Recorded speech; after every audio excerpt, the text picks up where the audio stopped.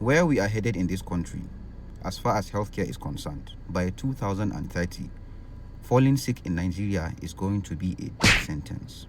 Apologies, everyone. The message today is going to be in English language because it needs to land exactly where it's supposed to land. So any reposts, any reshares would be greatly appreciated.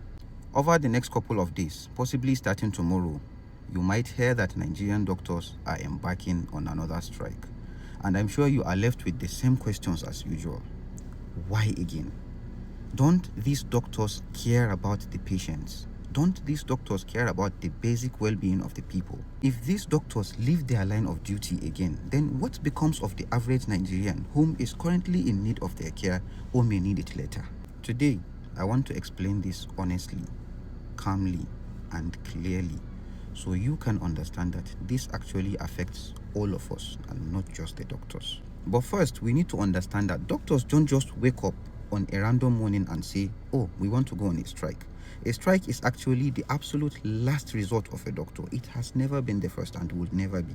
See, about 1 month ago, doctors in this country agreed to suspend an indefinite nationwide strike after the government signed a memorandum of understanding promising to address the long-standing issues in the health sector. So doctors trusted that agreement and returned to their line of duties on the condition that they will give them another 30-day ultimatum to actually implement this agreement. Now, that 30-day period has elapsed, but has the agreement been implemented?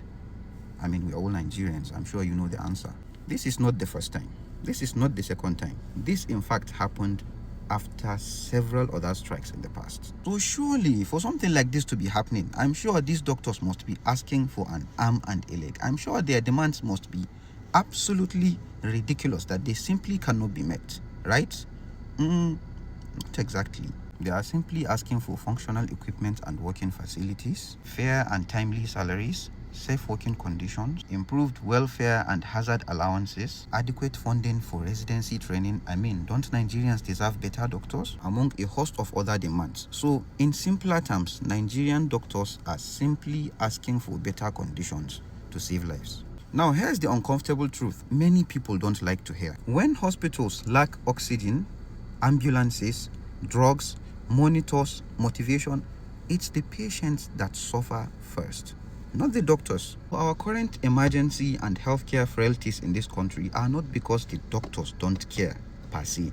They are because the system has been allowed to decay for so long. And yet, when things go wrong, the blame is commonly placed on the most visible people in the room, the doctors and other healthcare personnel, instead of failed promises and policy failures.